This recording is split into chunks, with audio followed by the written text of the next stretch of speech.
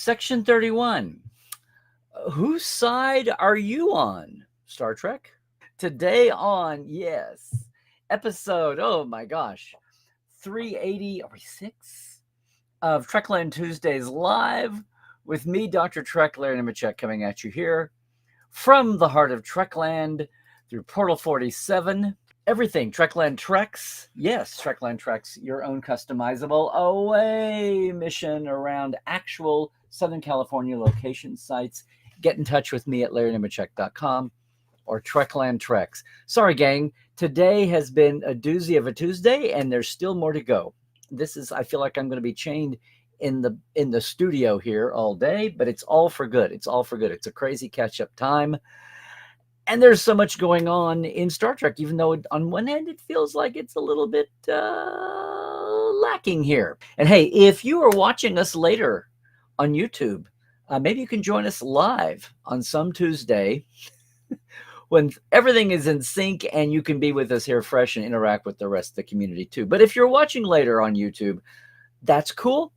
Please jump in with the comments, right? And let us know what's happening. Keep the conversation going, because this is one that's going to have a lot of conversation. For one, right now, we're a little Trek starved. We're a little Trek poor. We had, a couple of years there of peak Trek.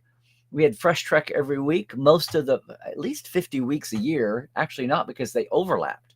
Remember the weeks we had overlapping departing shows with new premieres? Picard to Strange New, or Strange New into lower, whatever. Those are long ago and far away. And as we keep saying, until the new owners of Star Trek are settled, Paramount, and until the streaming world figures itself out, continues to evolve anyway, some of those questions are going to be up. Will we ever have 5 series in production at once again? In that same model, especially? We'll see. Those are questions for down the road. But right now, we are still in a year when we have Strange New Worlds coming along, 3rd season this year. They are now filming the 4th season. Academy will be along maybe not until early next year, but they've gotten a 2-season order. I was looking back and researching. Section 31 had a 2-season order just on the eve, before anyone had ever seen it, on the eve that pandemic blew everything up. And that's what I'm going to get to. We've got Treks on the way. What will happen down the future? Because right now, we've already seen the first few years of Star Trek's, the role that fate and galactic events, or at least world events, played. Because somewhere between a hot new show and format and potential coming along with Anson Mounts Pike and a COVID pandemic, messing up the original plan for, yes, Section 31, which would have been the original spinoff for the show. Now, let's just get to it. If you haven't seen it yet, my second opinion for Section 31 dropped last night. It's out there now. We did it early so we could get around the delays that I knew Star Trek San Francisco, the creation show we were just at last weekend. And if you were there, glad you could make it. Good to see so many folks live again for the first time in a long time. First con of the year for me, anyway. And it was great to see a lot of excitement and fun there. A lot of people excited for Section 31, a lot not so much. And that's my topic for today. In the big pastiche that is Star Trek now in transition, here we have this holdover meant to be a series got pulled into just being a TV movie, but the first of its kind. And what does that mean? And most of all kinds of questions since day one about what this is going to be, how it changed gears.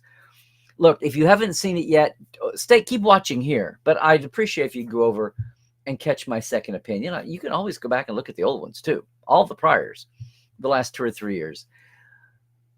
But several points hit me, and let me just go through here, because something happened this weekend at Star Trek San Francisco, at the Creations Trek to San Fran. I know it drives people from the Bay Area crazy when you say San Fran. It just makes all kinds of sense to me, but SF, it will always be confused with science fiction.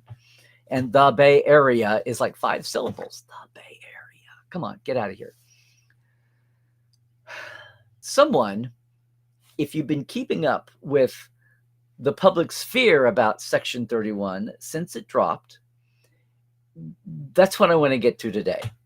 You can see my, not so much review, but reaction to Section 31, the movie, on my second opinion. I may dovetail a little bit with that, but I want to get to something bigger, which is what you all think and what Trek World at large is thinking. And it's funny because we have some stats, we have some numbers, but there's also this human element, right? And I think it's, once again, a few weeks back, I was challenging people to keep an open mind for Section. I would do this for any series coming down the pike. I always do, those of you that know me. I saw lots of reviews of Section 31, disappointed, just meh. You did too. The whole first wave, with one or two exceptions. I think The Verge was one exception.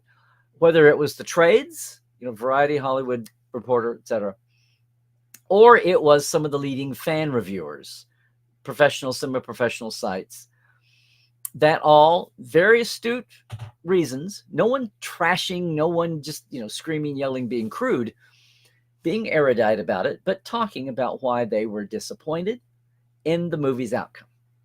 A few places, as I tried to do with my reaction, talked about reviewing the crazy journey that this whole project has been. First as a TV show, as a developed TV show, a spinoff in the early excitement about Michelle Yeoh, and then delays with COVID, and also with Michelle Yeoh's career taking off and not having the time to do 6 months for a series.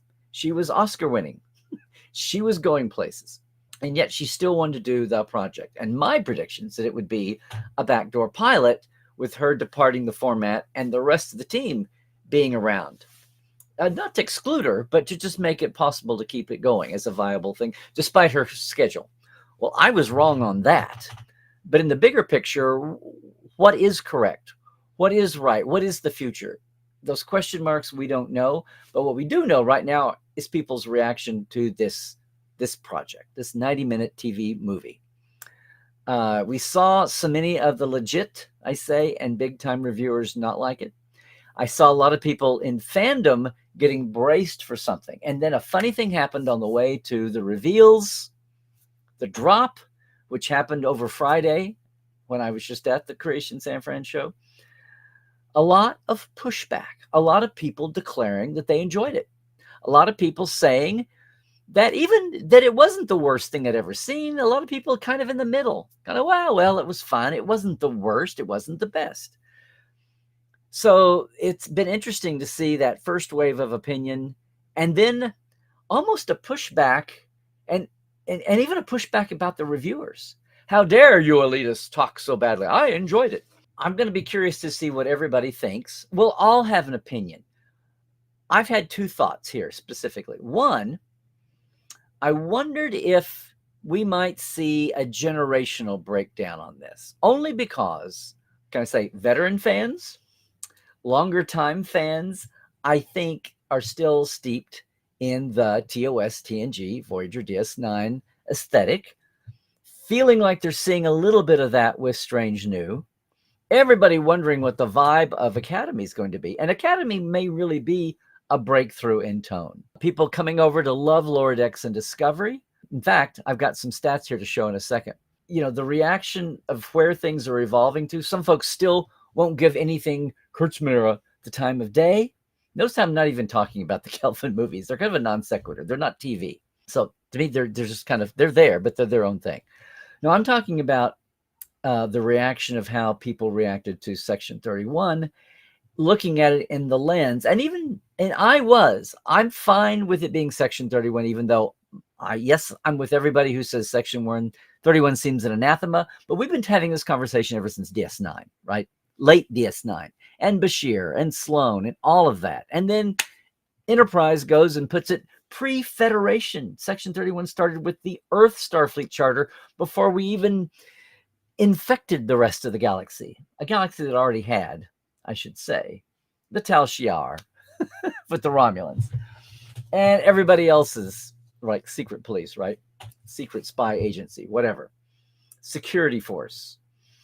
Every major empire government has one. No, I was talking, if you watch and if you see Second Opinion, talking about the tone and the vibe. Can it really be a lilting kind of fun caper heist, original Mission Impossible, not the overly sleek Tom Cruise version, but the original Desilu, or Wild Wild West, and that kind of scamper caper, or Leverage, even the original Avengers, Steed and Peel, those Avengers, something in that kind of tone. And I don't think it made it. I don't think the birth pangs of this were as painful as discoveries, but I'm just going to say I think a lot of the shock value of starting off that was developed for 2 years at least as a series, and then, yes, as Alex has said in a recent interview, 10-episode season with highlights pushed into a 2-hour, 90-minute movie. I don't think that's a shock to the system of any original creative thought, and it feels like it's a trade-off. Other production pieces too. The huge sets with 2 people looked like they had budget cuts come in. The bar scene, the casino that had a lot of potential, but looked like a lot of those background folks with costumes and makeup and all that were kind of wasted, sadly. I would have liked to have seen some more of them. And the choreography, we've got Michelle Yeoh. We need 10-minute fight sequences. Those are all questions. But I don't know if it was still a whipsaw, a whiplash to get it carved down from the season-long arc.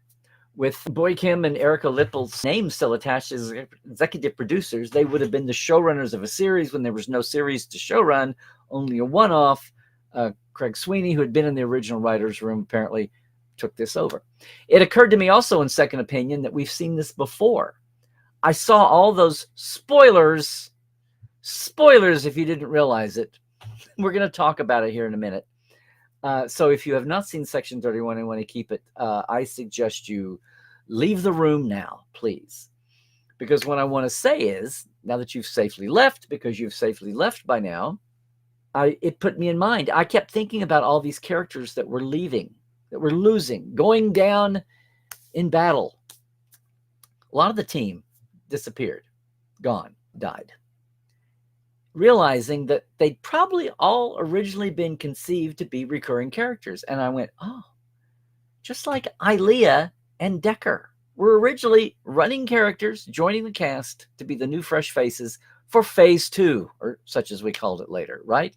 The original series, it would have been the Star Trek that launched the original fourth network, the old Paramount network that didn't happen back in 77, 78. And Decker and Ilea, along with Zahn to replace Spock, who then was made moot when Spock came to the motion picture, when the Phase 2 series pilot was cobbled up to be the movie that Paramount finally answered the sci-fi craze in Star Wars with in a hurry. But just think, in the original pilot for the series, Decker and Ilea don't die. They're regular characters. What would that have looked like if Decker and Ilea had joined the regular cast as regulars? It's a what if that people love to talk about and debate, much less if Zahn had been in the mix instead of Spock. But we've got a parallel here. Slightly different. Phase 2 was going to launch the Paramount Network. This was just launching the TV movie vibe. Well, a series. It would have been another series on Paramount Plus. And now it's become the launch pin or not of more TV movies, of this or something else, this format, Section 31. But what would Mel and Zeph is gone? Zeph is retrievable. What would they all have looked like? And apparently we've got people coming back that we didn't know. We've wound up with a core 4, 5.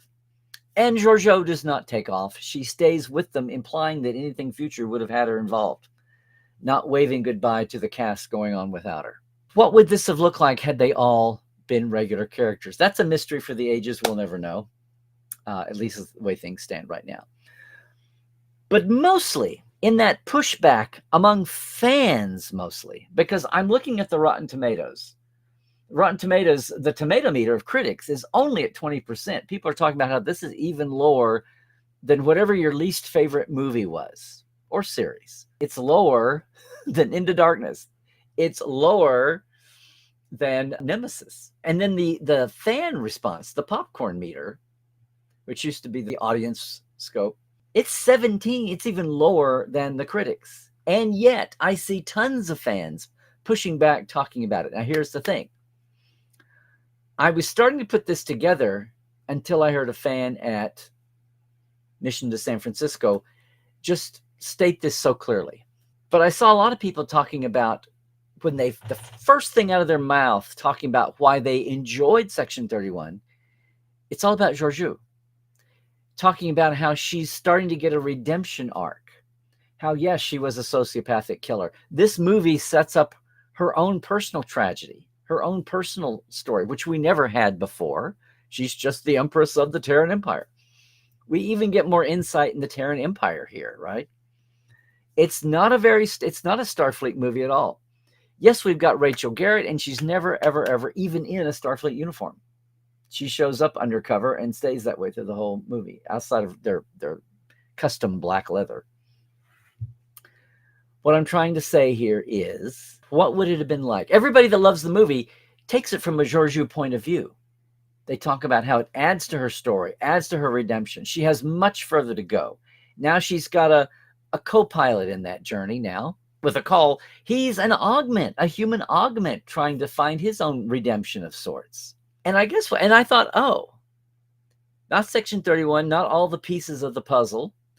I've seen people say, what does this really add to critiques saying, what does this really add to Star Trek? Well, after I got into my second opinion, I realized, well, it adds a lot, actually. It's not on the surface.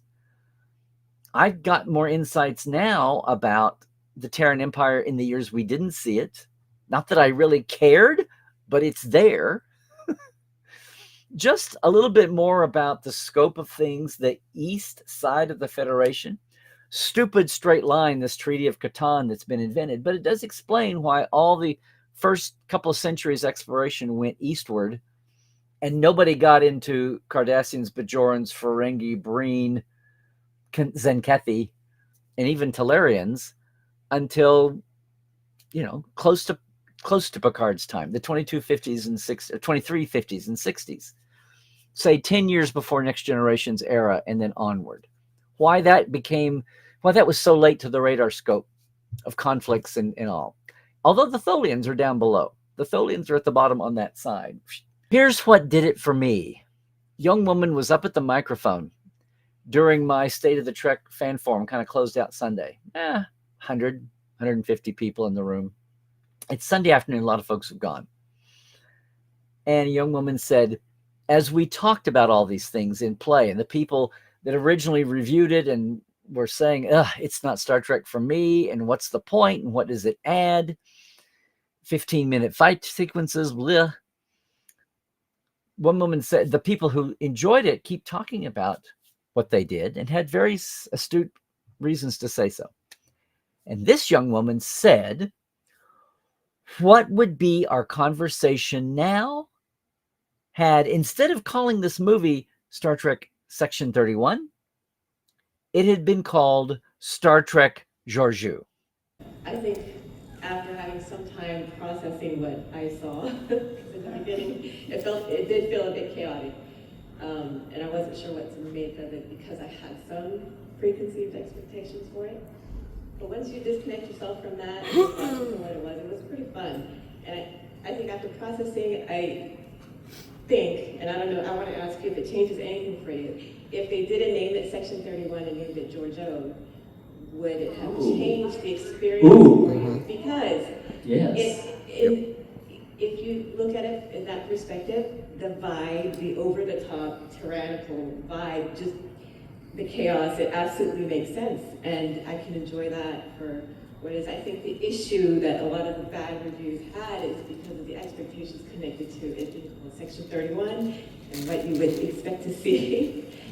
But does it change anything for you? If it works for Georgiou, then does it make a completely different experience? That's a great point. Yeah. Thank you. Let that sink in a minute. Wait a minute. We have never had a precedent where Star Trek series were just named for the last name. Oh, wait. Yes, we have. So here's to you, Star Trek Picard, showing, an ongoing personal arc of a character.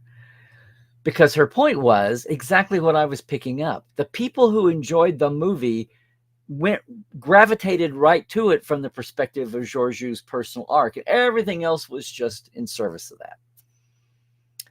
The Section 31 cued all of us into looking at it through that lens. Did you initially like Section 31? Are they going to be true to a Section 31 that doesn't violate everything Gene wanted to do? Can we have a lighthearted Section 31, not the evil devil 31 that fought Discovery and pushed it into the future and caused them to, take the sphere and blow up?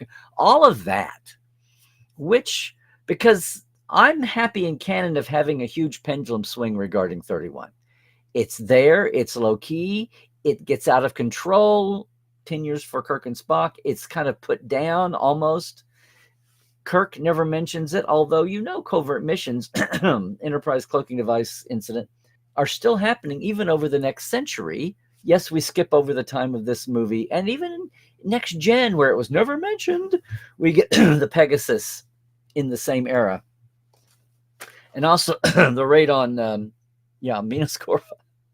We get the raid that leads to There Are Four Lights in Chain of Command. Seem quasi. Is it Starfleet intelligence, or are we doubling up here on assignments and people and personnel and titles and desk plaques? What would calling it Georgiou have done for your perception, much less the conversation? Because right now it's not doing well on tomato meters. A lot of people are standing up for it. Some of the legit press is. A lot of people are just meh. They may be disappointed that it didn't give more, but they're saying it's not the worst ever. But indifference never won ratings wars. Outright rejection, yeah. Indifference, meh, middling, I don't know. And a lot of people, of course, are critical of the movie because they say because of this, no one will ever attempt, none of the powers that be, especially the incoming powers that be, might not feel like trying the TV movie format again, whether it's another Section 30 movie or something else. And brother, there's plenty of topics I'd love to see covered. Budget's always a concern. And this one seems like it suffered at times, maybe even after production had started or right on the eve of production, having some budget items yanked. But the cast does wonderfully with what they're given to do, I think. Some of them really go for it, and that's saying something. And then, having the cameo at the end, I'll save off on that just in case. That was interesting. And you get it. People Michelle Yeoh has worked with in the last few years. That gets eyeballs. This is all about... nobody wants to do anything to sink the... This is just like the beginning of Discovery. You may not enjoy Discovery, hopefully for good reasons, not for stupid, racist, misogynist reasons.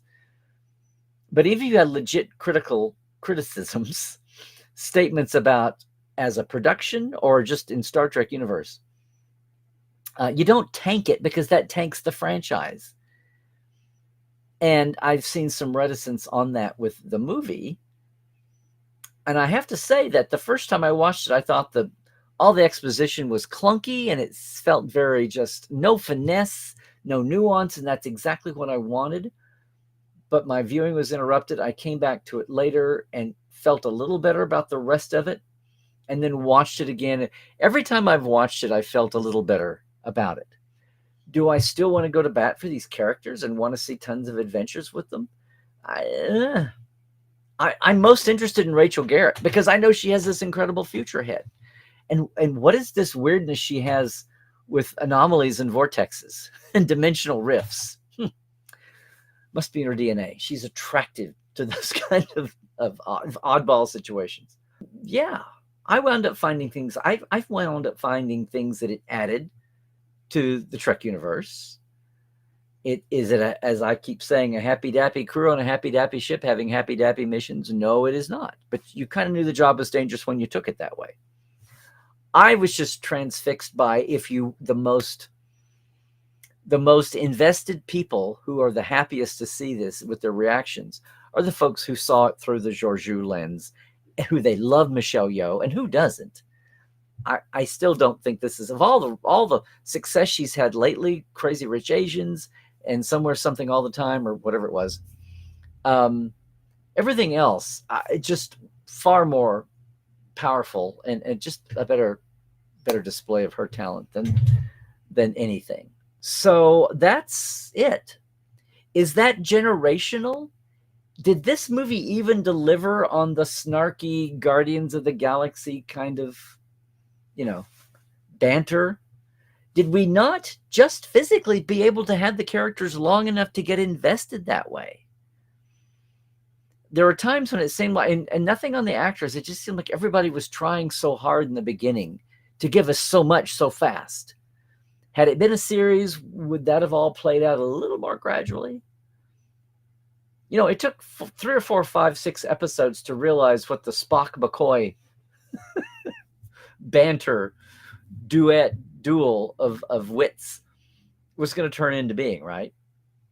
Sometimes those things just take a little while to develop. They don't spring out eternal at first blush in a pilot. And that's basically what this turned into being, a 90-minute pilot for a series that may not happen, won't happen, maybe a series of movies. There were lots of fun moments. Some things that just felt either rushed or they were just under budgeted, sadly. But then a lot of good points. And yes, go over and watch my second opinion. Scott and Kyle did a great job on it. I even redeemed a little bit of my opinion on that clunky delivery of exposition at the beginning when I realized it was an homage. Yeah. Now, I'm going to leave it there. We've got half an hour or so here to talk. I'm curious about your reactions, but I'm really curious to see what you thought about that pivot. Would the whole conversation everywhere have been different had they reframed it and revived with that name? Now, I don't know if anybody realized that. Who might have known that was a smart move? It's always been called Section 31. Would it be bad promo, bad marketing to change the name so late after we've had it in the zeitgeist for over 5 years?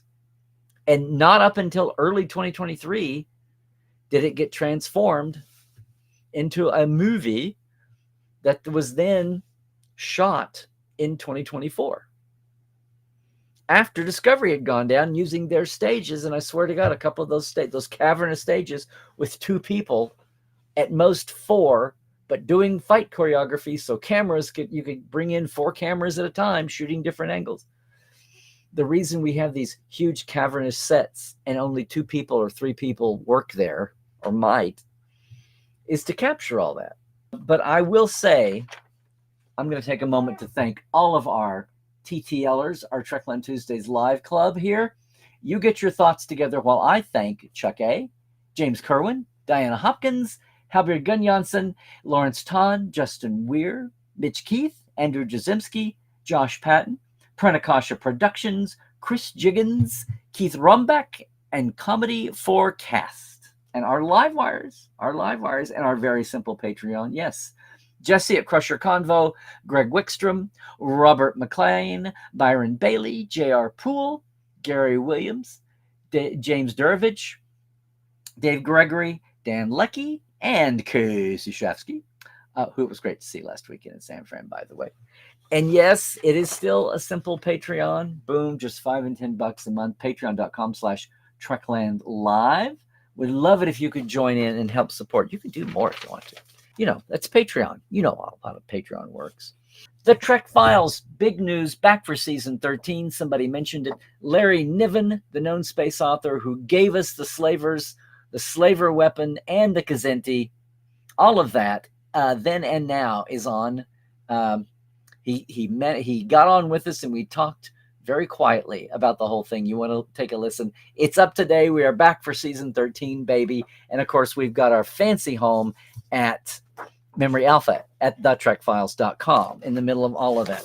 There's the socials, gang. It's all the same. Larry Nemecek on Twitter and YouTube. Please subscribe while you're here if you're new. And on Blue Sky is my oozing new social of choice.